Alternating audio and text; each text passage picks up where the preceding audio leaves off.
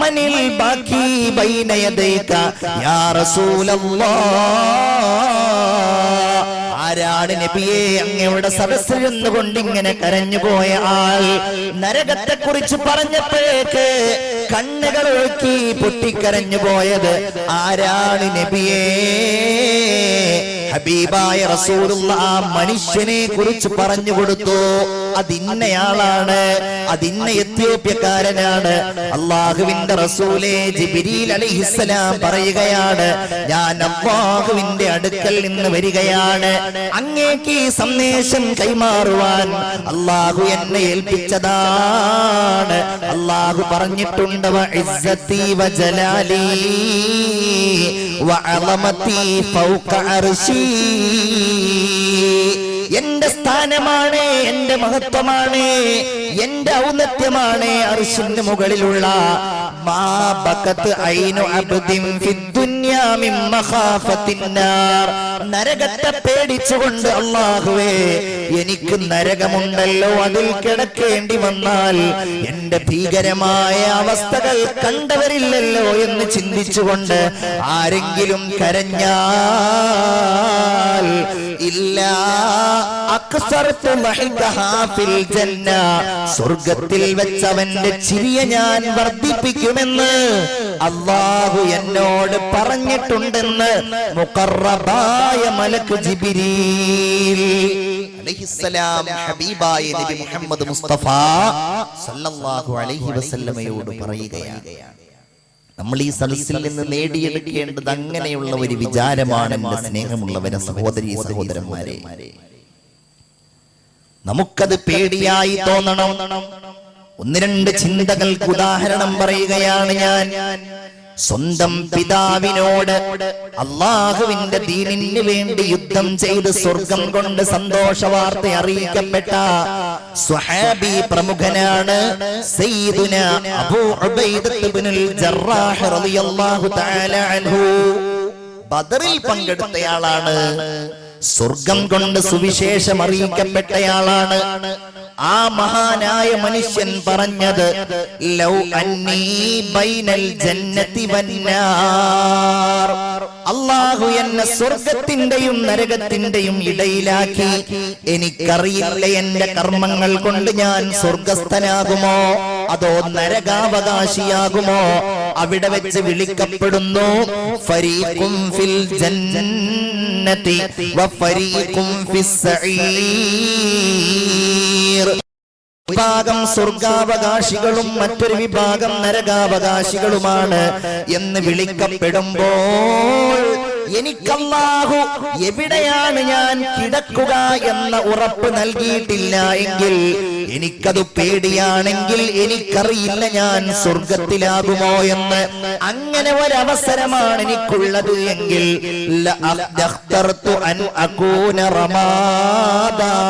ഞാൻ ഒരു ചാരമായിരുന്നുവെങ്കിൽ എന്ന് കരുതിപ്പോകും. വലിയ ഒരു സ്വഹാബി പറയുകയാണ്, ഞാൻ ആഗ്രഹിക്കുക ഞാൻ സ്വർഗത്തിലായിരിക്കും എന്ന ഉറപ്പിലല്ല, അതെനിക്കറിയാത്തത് കാരണം ഞാൻ കരുതും, അല്ലാഹുവേ ഞാനൊരു പിടിച്ചാരമായിരുന്നുവെങ്കിൽ എന്ന്. ഇസ്ലാമിന്റെ മൂന്നാം ഖലീഫ ഉസ്മാൻ ഇബ്നു അഫ്ഫാൻ റളിയല്ലാഹു അൻഹുവിന്റെ ഒരു വചനം കാണാം, ലവദിത്തു അന്നീ കബ്ശുൻ യദ്ബഹുനി അഹ്ലി. എന്റെ കൂട്ടുകുടുംബങ്ങൾ അറുത്ത് ഭക്ഷണമായി കഴിക്കുന്ന ഒരാടിനെ പോലെയാണ് ഈ ഭൗതികമായ ലോകത്ത് ഞാൻ ജീവിച്ചിരുന്നത് എങ്കിലെന്ന് സ്വഹാബിയായ ഖലീഫയായ നബി തിരുമേനിയുടെ രണ്ട് പെൺകുട്ടികളെ കല്യാണം കഴിച്ച സയ്യിദുനാ ഉസ്മാൻ ഇബ്നു അഫ്ഫാൻ റളിയല്ലാഹു തആല അൻഹു പറയുകയാണ്, വലിയ ആളുകളൊക്കെ ഇങ്ങനെയാണ് പേടിച്ചിരുന്നത്.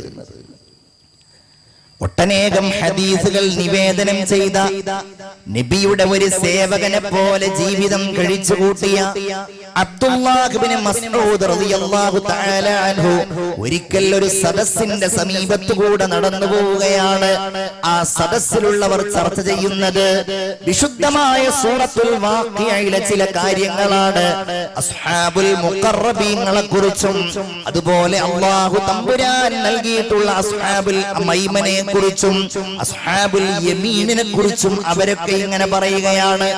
ഖുർആനിൽ പറഞ്ഞിട്ടുണ്ടല്ലോ, അസ്ഹാബുൽ യമീൻ, അസ്ഹാബുൽ മൈമന, ഉലൈകൽ മുഖറബൂൻ, പടച്ചവനിലേക്ക് ഏറ്റവും അടുത്ത ആളുകൾ, വലതുപക്ഷക്കാരായ ആളുകൾ, അവരിങ്ങനെയാ മരിക്കുക, അവർക്ക് സ്വർഗത്തിൽ ഇങ്ങനെയൊക്കെ ഉണ്ട്, നമ്മൾ ഏതിലായിരിക്കും പെടുക എന്നൊക്കെ ഇങ്ങനെ ചർച്ച ചെയ്യുന്ന സ്വഹാബികൾക്കിടയിലൂടെ ഒരിക്കൽ അദ്ദേഹം ഇങ്ങനെ നടന്നു പോവുകയാണ്. അദ്ദേഹം തിരിഞ്ഞു നോക്കി. വലിയ മഹാനാണ്, സ്വഹാബിയാണ്, പ്രമുഖനാണ്. പക്ഷേ ആ മഹാനായ മനുഷ്യൻ പറയുന്നത്, എങ്കിൽ നിങ്ങളുടെ കൂടെ ഒരാളുണ്ട്,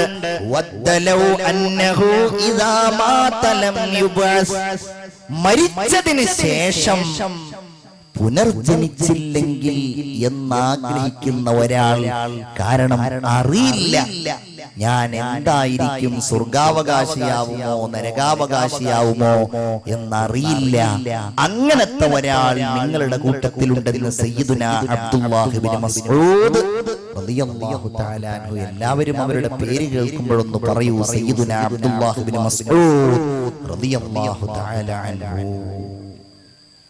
മൈ ഏക് തിൻകാ ഹോതാ, ഞാൻ ഒരു പുൽക്കൊടിയായിരുന്നുവെങ്കിൽ, മൈ ഏക് ചിടിയാ ഹോതാ, ഞാൻ ഒരു പക്ഷിയായിരുന്നുവെങ്കിൽ, ഇങ്ങനെയൊക്കെയായിരുന്നു അവരുടെയൊക്കെ ചിന്ത എങ്കിൽ, എന്റെ പ്രിയപ്പെട്ടവരെ, നമ്മൾ എത്രമേൽ ബേജാറാവണം, നമ്മൾ എത്രമേൽ പേടിക്കണം, നമ്മൾ എത്രമേൽ ഭയക്കണം. എന്റെ പ്രിയപ്പെട്ടവരെ, നമ്മുടെ യാത്രയൊന്ന് ആലോചിച്ചു നോക്കൂ.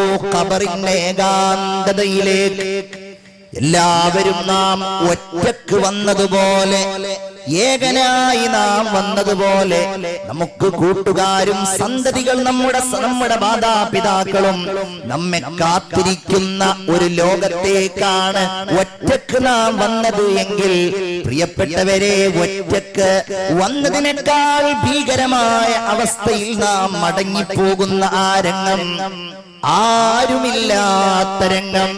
ഇവിടെ നമുക്ക് എല്ലാവരും ഉണ്ടായിരുന്നു. ഇവിടെ നമുക്ക് ഭാര്യയുണ്ട്, മക്കളുണ്ട്, കൂട്ടുകാരുണ്ട്, നമ്മെ അറിയുന്നവരും കാണുന്നവരുമുണ്ട്. നാം മരിച്ചു കഴിഞ്ഞാൽ പിന്നെ നമ്മുടെ സ്വന്തമായിട്ടൊന്നുമില്ല. എല്ലാം നമ്മുടെ അനന്തരാവകാശികളുടേതായി. പിന്നെ നമ്മുടെ പേരു മാറ്റിയവർ, നമ്മുടെ ഓരോ സാധനങ്ങളും അവരെല്ലാവരും പങ്കിട്ടെടുക്കാൻ തുടങ്ങി. നമ്മുടെ വസ്ത്രങ്ങൾ നമ്മുടേതല്ലാതെയായി മാറി, നമ്മുടെ വാഹനങ്ങൾ നമ്മുടെ അല്ലാതെയായി മാറി. എന്റെ പ്രിയപ്പെട്ട സഹോദരിമാരെ, നിങ്ങൾ അണിഞ്ഞിരിക്കുന്ന സ്വർണ്ണാഭരണങ്ങളുണ്ടല്ലോ, അതൊന്നും നിങ്ങളുടേതല്ലാതെയായി മാറി. നിങ്ങളുടെ മക്കളുടെ, നിങ്ങളുടെ ഭർത്താവിന്റെ ആരാണോ നിങ്ങളുടെ അനന്തരാവകാശികൾ, അവരുടേതായി മാറി. നിങ്ങൾ ഖബറിലേക്കുള്ള ഏകാന്തമായ യാത്രയിലാണ്. ഈ യാത്ര നിങ്ങളുടെ പരീക്ഷണമാണ്. ഈ യാത്ര നിങ്ങൾ നല്ലവരാണെങ്കിൽ നിങ്ങളുടെ കൂടെ മലക്കുകൾ ഉണ്ടാകും, നിങ്ങളുടെ മുന്നിൽ മലക്കുകൾ ഉണ്ടാകും, നിങ്ങളുടെ പിന്നിലും മലക്കുകൾ ഉണ്ടാകും. നിങ്ങൾക്ക് വേണ്ടി മലക്കുകൾ അല്ലാഹുവിനോട് ഇസ്തിഗ്ഫാർ നടത്തും. ബഹുമാനപ്പെട്ട റസൂലുള്ളാഹി സ്വല്ലല്ലാഹു അലൈഹി വസല്ലമ തങ്ങൾ പറയുകയാണ്, മനുഷ്യരുടെ കൂടെ, മയ്യിത്തിന്റെ കൂടെ അല്ലാഹുവിന്റെ മലക്കുകൾ ഇങ്ങനെ സഞ്ചരിച്ചു കൊണ്ടിരിക്കുകയായിരിക്കും. ആ സഞ്ചരിക്കുന്ന മലക്കുകൾ ഈ മയ്യിത്തിനെ നോക്കിക്കൊണ്ട് പറയുകയാണ്, മാ ഖദ്ദമ ഫുലാൻ, ഈ മനുഷ്യൻ ഇനിയുള്ള ജീവിതത്തിന് വേണ്ടി എന്താണ് മുൻപേ ചെയ്തു വെച്ചിരിക്കുന്നത്? ഇന്നൽ മലായികത തംശി അമാമൽ ജനാസ, മയ്യിത്തിന്റെ കൂടെ ആളുകളെക്കാൾ കൂടുതൽ മലക്കുകൾ ഉണ്ടാകുമെന്നാണ്. നല്ലവനാണെങ്കിൽ നല്ല മലായികത്തായിരിക്കും. നിങ്ങൾക്കറിയുമോ, ബഹുമാനപ്പെട്ട സഅദ് ബിൻ മുആദ് റളിയല്ലാഹു തആല അൻഹു വലിയ മഹാനല്ലേ, ബദറിന്റെ യുദ്ധക്കളത്തിലേക്ക് റസൂലുള്ള പോകുമ്പോ നിങ്ങൾക്കറിയാമല്ലോ യുദ്ധം ചെയ്യാനല്ല റസൂലുള്ള പോകുന്നത്. പിന്നെയോ തിരിച്ചു വരുന്ന കച്ചവട സംഘത്തിൽ നിന്ന് തങ്ങളെ ആക്രമിച്ചതിന് പ്രതികാരം ചോദിക്കുവാനാണ്. മക്കയിൽ അവർ പിടിച്ചെടുത്തിരുന്ന ധനത്തിന് പകരം ചോദിക്കുവാനാണ്. വഴിവക്കിൽ വെച്ചാണ് ആയിരത്തോളം വരുന്ന ശത്രുക്കൾ തങ്ങൾക്കെതിരെ യുദ്ധത്തിന്റെ പുറപ്പാടുമായി വരുന്നുണ്ടെന്ന വിവരം അവരറിയുന്നത്. ഹബീബായ നബി തിരുമേനി കൂടെയുള്ളവരോട് ചർച്ച ചെയ്യുകയാണ്. സ്വഹാബികളെ, ഇതാ നമുക്കെതിരായി പുറപ്പെട്ടിരിക്കുന്നു, നിങ്ങൾക്ക് എന്താണ് പറയാനുള്ളതെന്ന് ചോദിക്കുമ്പോ അബൂബക്കർ റളിയല്ലാഹു അൻഹുവും ഉമർ റളിയല്ലാഹു അൻഹുവും എഴുന്നേറ്റ് നിന്നുകൊണ്ട് യാ റസൂലല്ലാഹ്, അങ്ങേക്ക് വേണ്ടി ഞങ്ങൾ മരിക്കാൻ തയ്യാറാണ്. ഹബീബായ നബിയുടെ മുഖം വല്ലാതെ വിവർണമായി. സന്തോഷം കൊണ്ടവിടുത്ത മുഖം ചുവന്നവിടുത്ത കണ്ണുകൾ പതിരുന്നത് മഹാന്മാരായ അൻസാരികളായ സ്വഹാബികളെയാണ്. അൻസാരികളുടെ മുഖത്തേക്ക്, അവരുടെ ശരീരങ്ങളിലേക്ക് തനിക്ക് താങ്ങും തണലുമായി നിൽക്കേണ്ടവർ, എന്നാൽ അല്ലാഹുവിന്റെ റസൂലുമായി പരിചയപ്പെട്ട് ഏതാനും മാസങ്ങൾ വർഷങ്ങളായ ആ സ്വഹാബികളുടെ മുഖത്തേക്ക് നോക്കുമ്പോൾ അതാ എഴുന്നേറ്റ് നിൽക്കുന്നു ബഹുമാനപ്പെട്ട സഅദ് ഇബ്നു മുആദ്.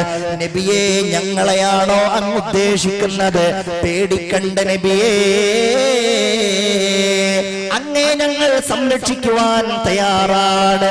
ഞങ്ങളുടെ ധനത്തെക്കാളും ഞങ്ങളുടെ സന്താനങ്ങളെക്കാളും ഞങ്ങൾ അങ്ങയെ സംരക്ഷിക്കാൻ തയ്യാറാണ് യാ റസൂലല്ലാഹ്.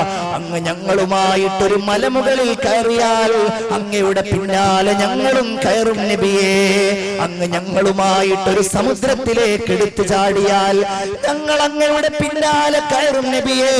അല്ലാഹുവിന്റെ റസൂലേ, അങ്ങ് ഞങ്ങളുമായിട്ടൊരു സമുദ്രത്തിലേക്ക് എടുത്തു ചാടിയാൽ ഞങ്ങൾ ഉണ്ടാകുമെന്നു മാത്രമല്ല, അങ്ങയുടെ വലതുഭാഗത്ത് ഞങ്ങളുണ്ടാകും, അങ്ങയുടെ ഇടതുഭാഗത്ത് ഞങ്ങളുണ്ടാകും, അങ്ങയുടെ മുന്നിലും അങ്ങയുടെ പിന്നിലും ഞങ്ങളും ഉണ്ടാകും എന്ന് പറഞ്ഞ് ആവേശഭരിതനാക്കിയ ബഹുമാനപ്പെട്ട സഅദ് ഇബ്നു മുആദ് മരിച്ചുപോയി. അദ്ദേഹം വഫാത്തായി പോയി. റസൂലുള്ളാഹിക്ക് വലിയ സങ്കടമായി. ആ മരണത്തിൽ അനുശോചനം രേഖപ്പെടുത്തിക്കൊണ്ട് അവിടുന്ന് പറഞ്ഞു, ഇഹ്തസ്സ അർശുർ റഹ്മാനി ഫീ മൗതി സഅദ് ഇബ്നു മുആദ്. നമ്മുടെ കൂട്ടുകാരനായ സഅദ് ഇബ്നു മുആദിന്റെ മരണത്തിൽ എന്റെ സ്വഹാബികളെ, അല്ലാഹുവിന്റെ അർശ് പോലും കിടുങ്ങിപ്പോയിട്ടുണ്ടെന്ന് പറഞ്ഞു. ആ സഅദിന്റെ മയ്യിത്തുമായി സങ്കടപ്പെടുന്ന ഹൃദയവുമായി നബിയും അനുയായികളും പോവുകയാണ്. പോകുന്ന സമയത്ത് അവിടുന്ന് നടക്കുന്നത് കാലിന്റെ വിരലുകളിലാണ്. എന്തുകൊണ്ടാണ് നബിയെ നിങ്ങൾ അങ്ങനെ നടക്കുന്നത്? അവിടുന്ന് മറുപടി പറഞ്ഞു, സ്വഹാബികളെ, സഅദ് ഇബ്നു മുആദിന്റെ മയ്യിത്തിനെ അനുധാവനം ചെയ്യാൻ വേണ്ടി വന്നിരിക്കുന്ന മാലാഖമാരുടെ വർദ്ധിച്ച അംഗസംഖ്യകൾ കൊണ്ട് എന്റെ കാൽപാദം എനിക്ക് ഭൂമിയിൽ ചവിട്ടാൻ കഴിയുന്നില്ലെന്ന് ഹബീബായ നബി മുഹമ്മദ് മുസ്തഫ സല്ലല്ലാഹു അലൈഹി വസല്ലം. അങ്ങനെ നമുക്ക് യാത്ര ചെയ്യേണ്ടി വരും. ഖബർ എന്ന് പറയുന്നത് ഏകാന്തമായ വീടാണ്, അല്ലേ? ആരുമില്ലാത്ത നാളെ കിടക്കുന്ന വീട്, ഖബറെന്ന മണ്ണറക്കൂട്. വല്ലാത്ത വരികളാണത്. ഖബറെന്ന മണ്ണറക്കൂട്. നിങ്ങളൊക്കെ കിടക്കുന്ന കിടപ്പറയെ കുറിച്ചൊന്ന് ഓർത്തു നോക്കൂ. നമ്മുടെ മെത്തകളെ കുറിച്ചൊന്ന് ആലോചിച്ചു നോക്കൂ. നമ്മുടെ വീടിന്റെ വിശാലതയെ കുറിച്ചും റൂമുകളുടെ വിസ്താരത്തെ കുറിച്ചും ചുമരുകളെ കുറിച്ചും ഫാനിനെ കുറിച്ചും ഒന്ന് ഓർത്തു നോക്കൂ. എന്നാൽ ഖബറിന്റെ ഭീകരമായ അവസ്ഥയുണ്ടല്ലോ, അത് വല്ലാത്ത ഭീകരമായ ഒരു രംഗം തന്നെയാണ് എല്ലാവർക്കുമുള്ളത്.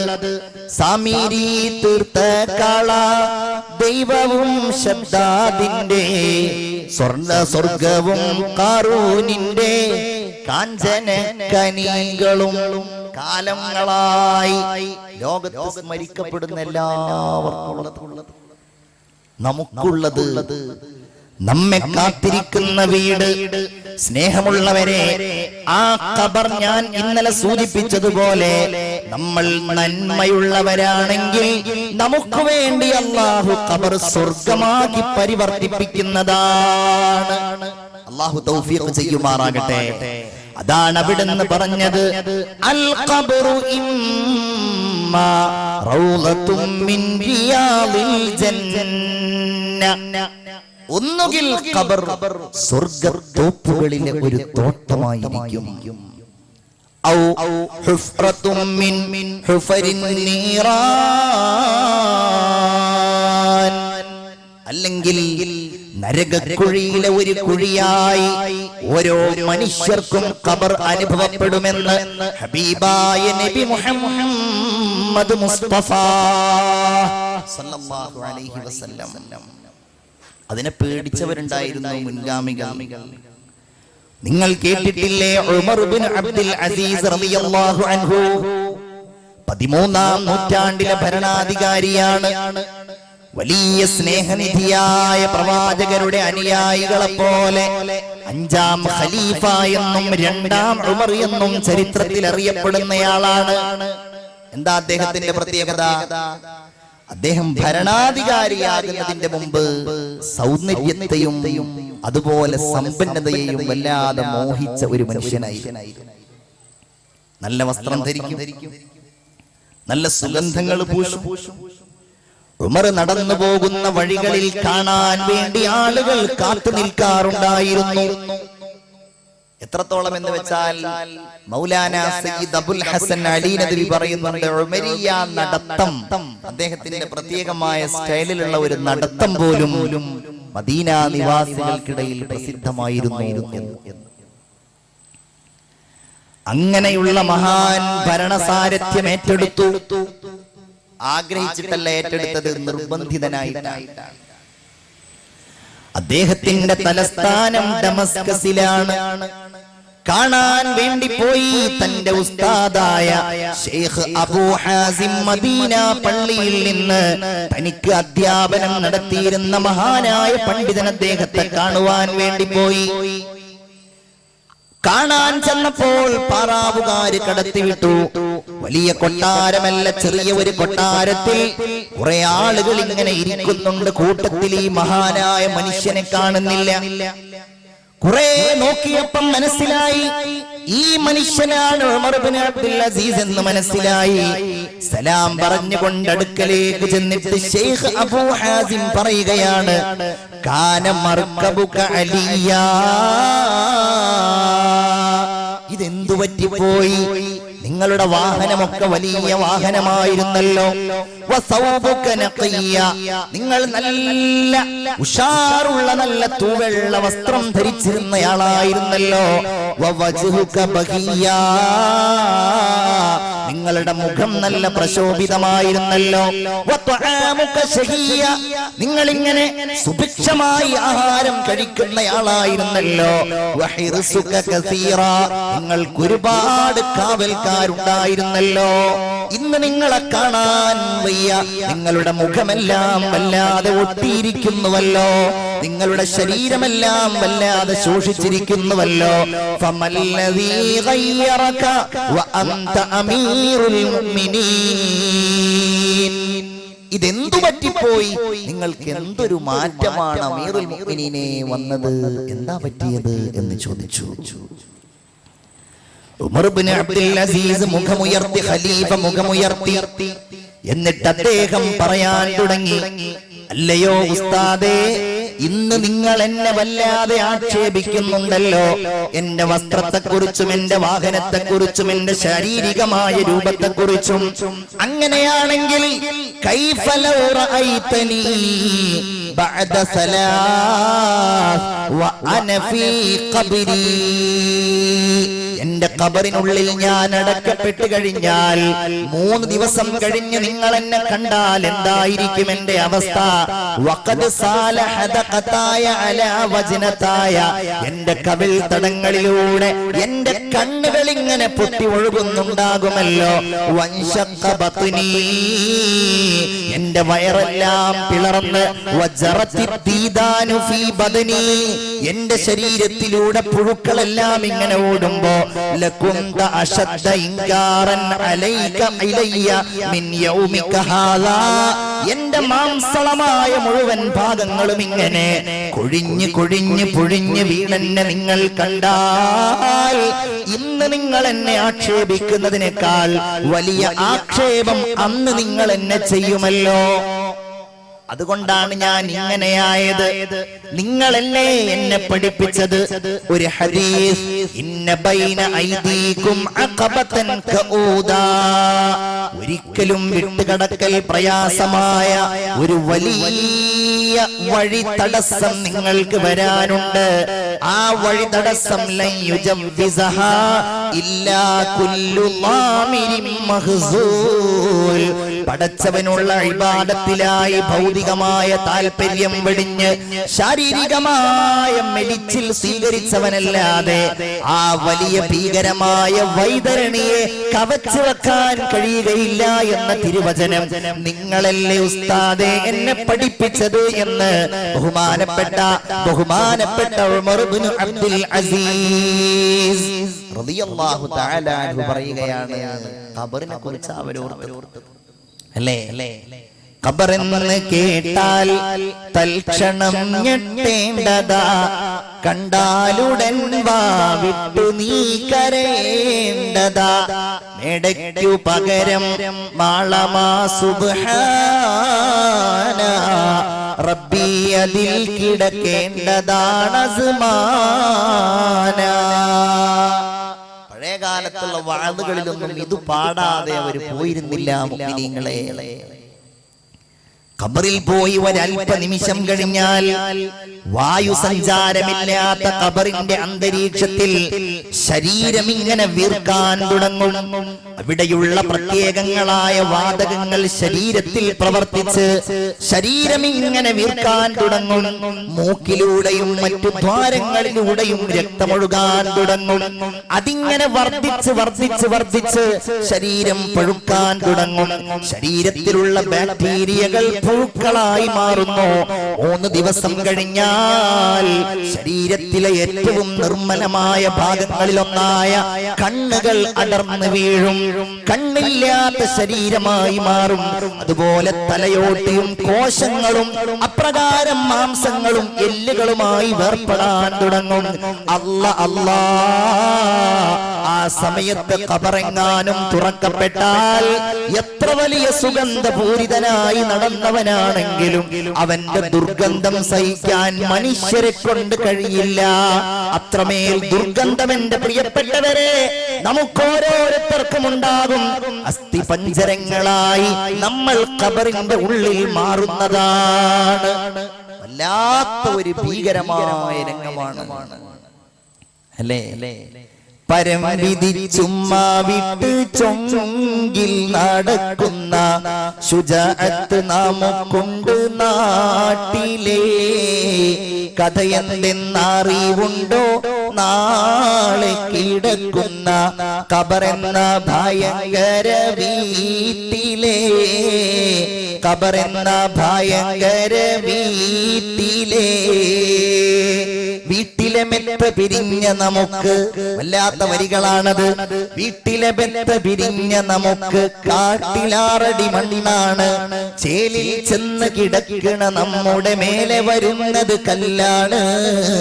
ഇലയും നൽ തണ്ണീരാകും ചേർത്ത് മണ്ണതിനാലെ അടവാകും വീടവിനെ ബാറിലേ. കനവേറും വീതം കല്ലും മണ്ണും അതിന്മീതെ മറമാടും ഖബർ ബഹുജോറിലേ. മറമാടും ഖബർ ബഹുജോറിലേ. ഓർത്തു നോക്കൂ നിങ്ങൾ, ഇതിൽ നിന്ന് രക്ഷപ്പെട്ടവരാരാണ്? ഇതിൽ നിന്ന് മോചനം നേടുന്നവരാരാണ്? വില കുറഞ്ഞ കഫൻ കുടയുമായി ഖബറിൽ പോയി കിടക്കേണ്ട നമ്മളോടാണ് ഹബീബായ റസൂലുള്ള പറഞ്ഞത്, സൂറുൽ ഖുബൂർ, നിങ്ങൾ ഖബറുകളെ സന്ദർശിക്കണം.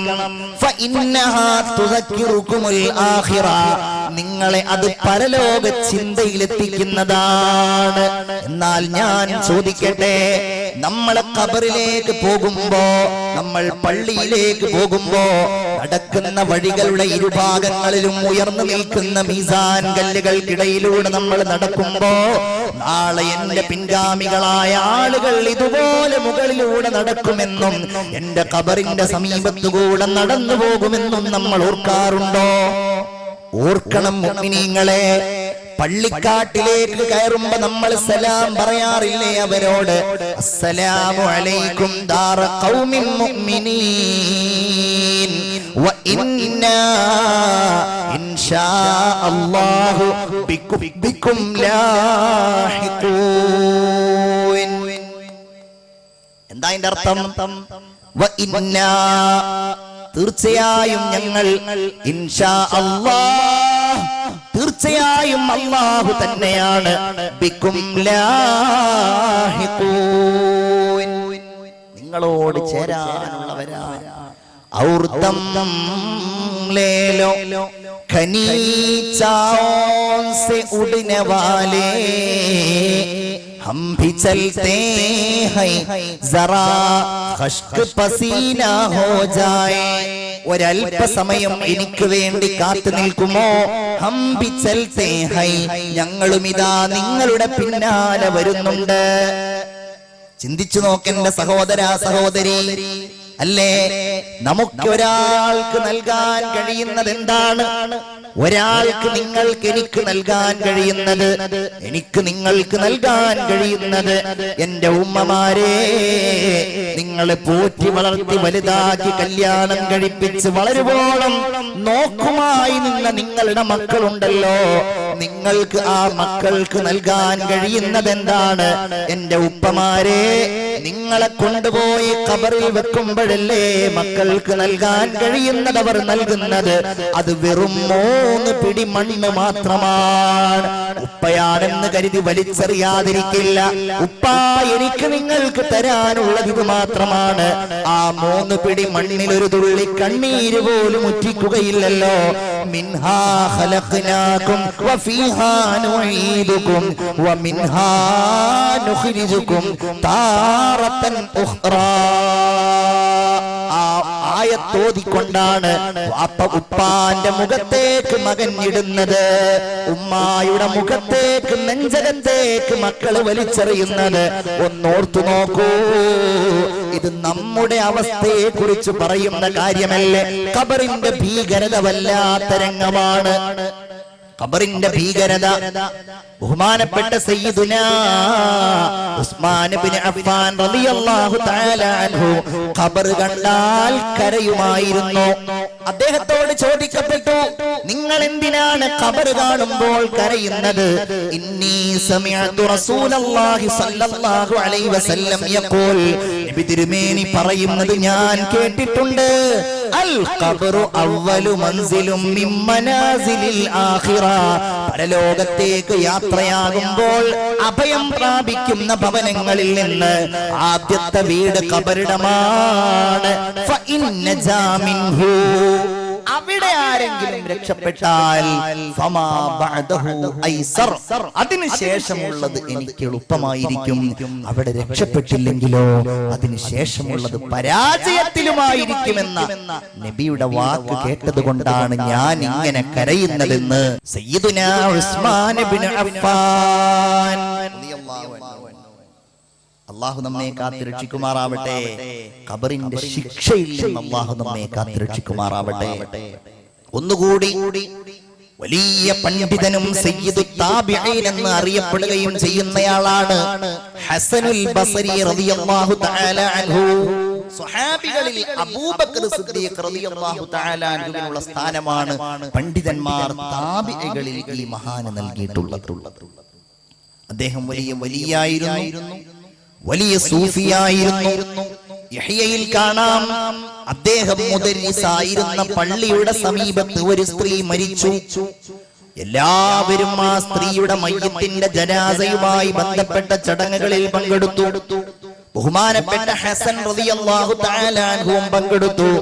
അങ്ങനെ ജനാസയുമായി ഖബറടക്കാനുള്ള രംഗത്തിന് വേണ്ടി പോകുമ്പോ ആ കാലഘട്ടത്തിലെ പ്രസിദ്ധനായ ഫറസ്ദഖ് എന്ന് പറയുന്ന കവി അവിടെ സന്നിഹിതനായിരുന്നു. ഫറസ്ദഖ് ഒരു കവിയാണ്. അറബി സാഹിത്യം പഠിക്കുന്നവർക്കറിയാം.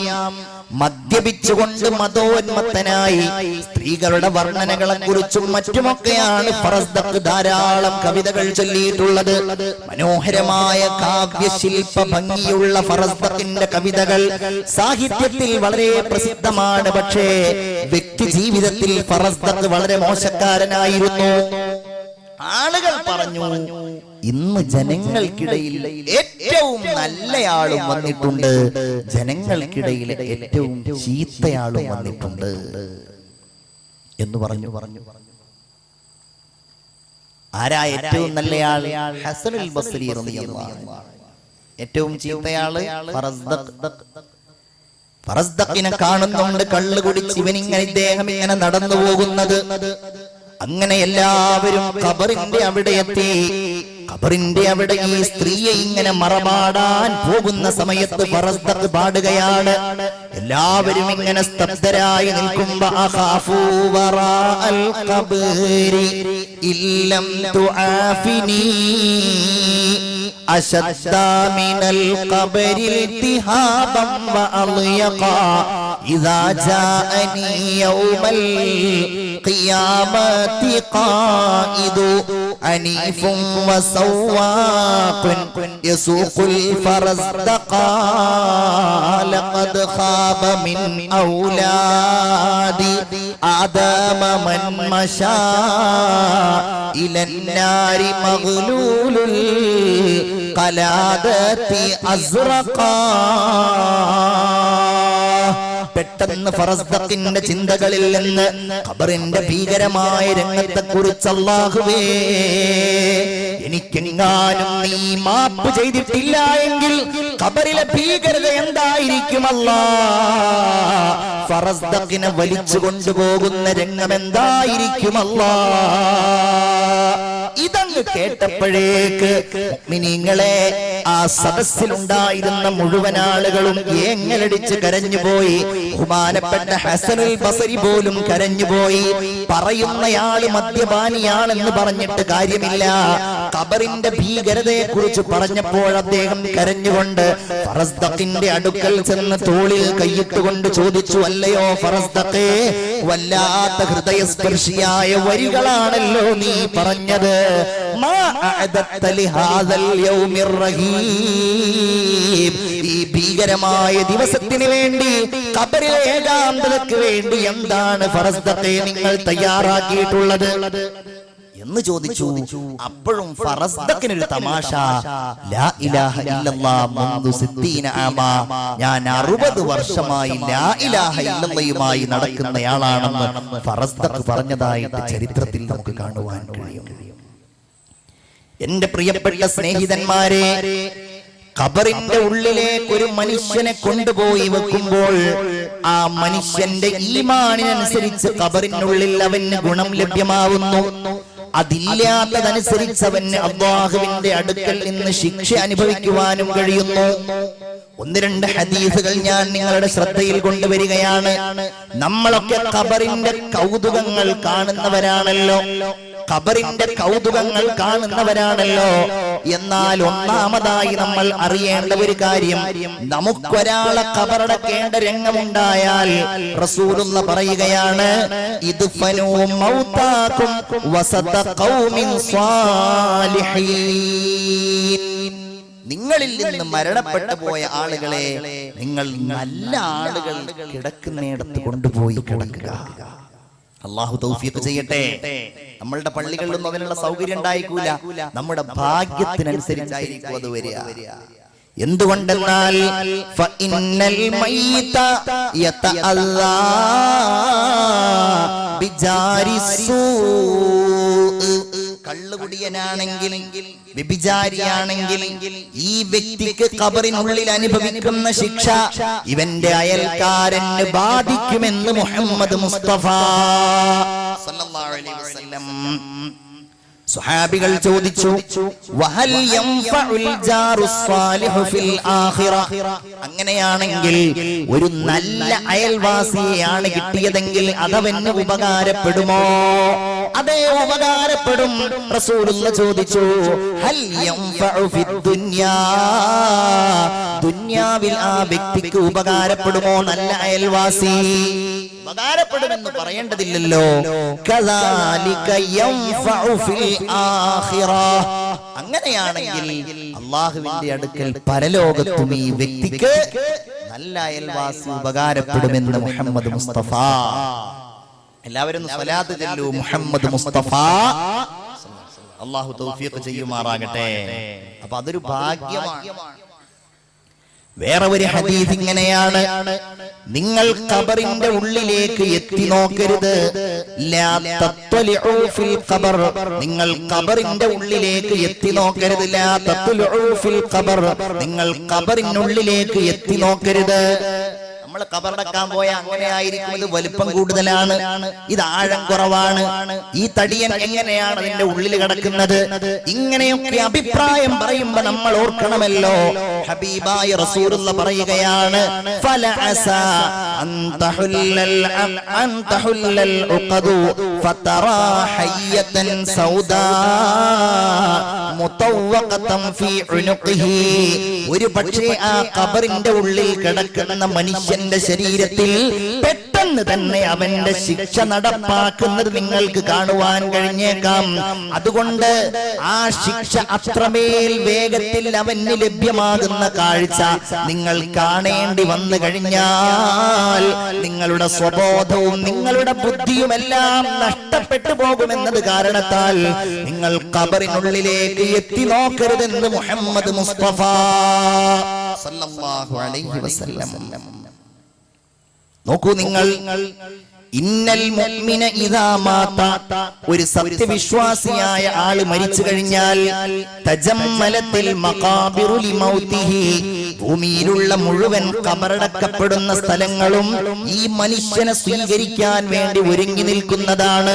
ഫലൈസ മിൻഹാ ബുഖഅത്തുൻ ഇല്ലാ വഹിയ തതമന്നാ അയ്യുദ്ഫന ഫീഹാ, ഭൂമിയിലുള്ള ഓരോ ഭാഗങ്ങളും എന്റെ സഹോദരി സഹോദരന്മാരെ, ആ മനുഷ്യന്റെ മയ്യിത്ത് എന്റെ മുകളിൽ എന്റെ ഇടയിൽ അടക്കപ്പെട്ടിരുന്നെങ്കിൽ എന്ന് മോഹിക്കും. എന്നാൽ വഇന്നൽ കാഫിറ ഇദാ മാത, ഒരു അവിശ്വാസിയാണ് മരിക്കുന്നത്, ഒരു നന്ദി കെട്ടവനാണ്, തെമ്മാടിയാണ് മരിക്കുന്നത്. അങ്ങനെയാണെങ്കിൽ അമുലമത്തിൽ മഖാബിറു ലിമൗതിഹി, ഇവന്റെ മരണം കാരണം ഖബറുകൾ മുഴുവൻ ഇരുട്ടിൽ മൂടുകയും അതിൽ നിന്നുള്ള ഓരോ ഭാഗവും അല്ലാഹുവിനോട് പടച്ചവനെ ഈ മനുഷ്യൻ ഇവിടെ ഖബറടക്കം ചെയ്യപ്പെടല്ലേ എന്ന് അല്ലാഹുവിനോട് പറയുകയും ചെയ്യുമെന്ന് മുഹമ്മദ് മുസ്തഫ സല്ലല്ലാഹു അലൈഹി വസല്ലം. ചിന്തിക്കണം, നമ്മൾ പേതിലാപ്പെടുക. ഏറ്റവും നല്ല മയ്യിത്തുകൾ അടക്കപ്പെട്ടത് ഏറ്റവും നല്ല കൂട്ടുകാർക്കിടയിലും ഏറ്റവും നല്ല അയൽക്കാർക്കുമിടയിലുമാണ്. അതാണ് മുഹമ്മദുർ റസൂലുള്ളാഹി സ്വല്ലല്ലാഹു അലൈഹി വസല്ലമ തങ്ങളുടെ പരിശുദ്ധമായ ആ റൗള നമ്മെ ബോധ്യപ്പെടുത്തുന്നത് അല്ലേ? നബിയുടെ അയൽവാസി അബൂബക്കർ റളിയല്ലാഹു അൻഹു ആണ്. പ്രവാചകന്മാർ കഴിഞ്ഞാൽ പിന്നെ അത്യുന്നതങ്ങളിൽ നിൽക്കുന്ന മനുഷ്യൻ. പിന്നെ ഉമറുൽ ഫാറൂഖ് റളിയല്ലാഹു അൻഹു ആണ്. നോക്കൂ നിങ്ങൾ, നല്ലവരങ്ങനെയാണ് അടുക്കുക. ബഹുമാനപ്പെട്ട വരക്കൽ മുല്ലക്കോയ തങ്ങൾ നവ്വറല്ലാഹു മർഖദഹു എന്ന മഹാന്റെ മഹത്തായ നേതൃത്വത്തിലാണല്ലോ സമസ്ത കേരള ജംഇയ്യത്തുൽ